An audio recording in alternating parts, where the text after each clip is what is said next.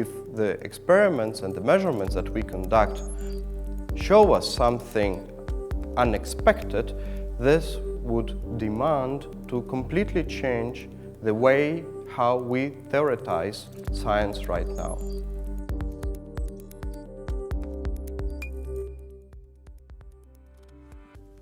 Antimatter is a kind of substance very similar to matter because it has the same mass, but it has opposite charge and opposite magnetic moment.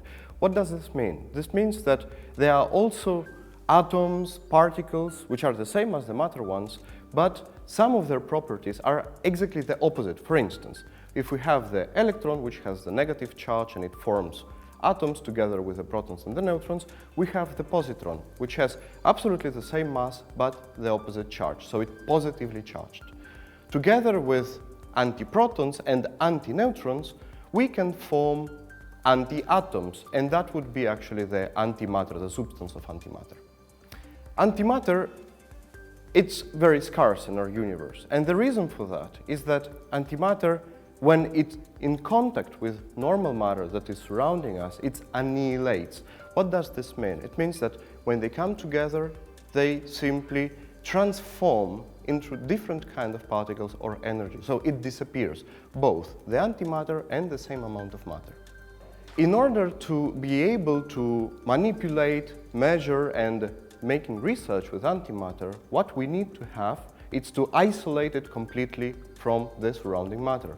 This is achieved using very strong magnetic fields, ultra-high vacuum, a level of vacuum which is up very much higher than what we have in the nearby space, for instance, and also a set of devices, electric fields, lasers, and detectors to measure then later the properties. Also, this allows us to move it around, to play with it, really to make the same research as with matter, but with antimatter.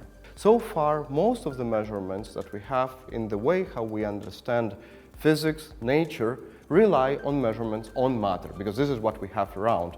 But we would need to repeat all those measurements using antimatter, because we might find important differences. Antimatter and antimatter annihilation, it's a very powerful source, so it releases the whole mass, the whole energy stored in the mass of the particles towards other kind of energy that eventually in the future we would be able to profit to use, for instance, for deep space exploration.